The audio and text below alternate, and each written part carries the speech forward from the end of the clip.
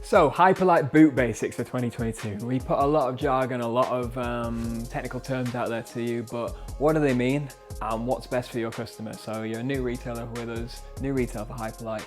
What are the basics you need to know? So we'll start with system. System is probably the most confusing part of the line. You know, it's okay. It's a snowboard boot. What's going on? Nobody else does it. I don't really see it from any other brands. What is it and why?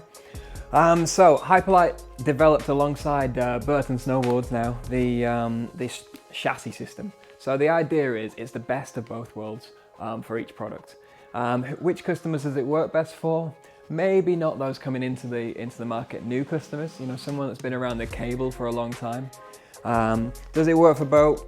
Still technically works nicely for boat, but the idea of being able to step out and walk around, less attractive.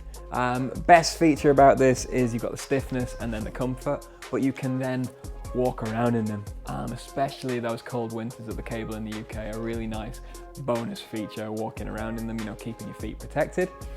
So yeah, that system. Think of it as snowboarding boots on water. Those are the basics, and then you've got a little bit of technical difference between each part of the range. What's next? Talking of walkable liners. So that's kind of the halfway house between a system and a traditional boot is a walkable liner. A little bit more mainstream. You see a lot of brands running these walkable liners now. What is it? So inside of here, you've got like a liner, a sock to some extent, a sock with a sole. So it's got a walkable sole, so it can take some durability. A key thing to point out to every customer is, you know, it's not a shoe meant for a marathon. You do 10 laps around the cable, 100 laps around the cable, and start walking back. The more you fall, the more it'll wear. So this is really important to note out that it's meant to protect you, but the more you walk in them, the more they'll wear through. You don't compromise anything in terms of performance with a walkable liner. It's just simply the same liner that would automatically be in there that is now removable and walkable.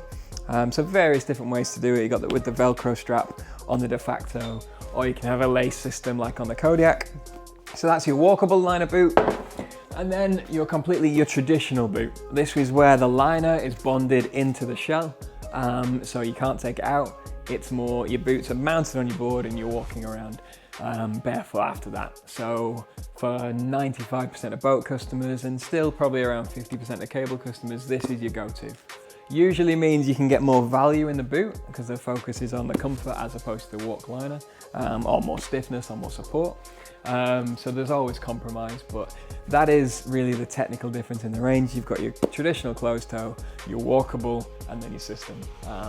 And a go-to for my first boot would be the traditional boot, and then take it from there. So if some customer isn't sure, put them in the traditional boot and then you work it up from there.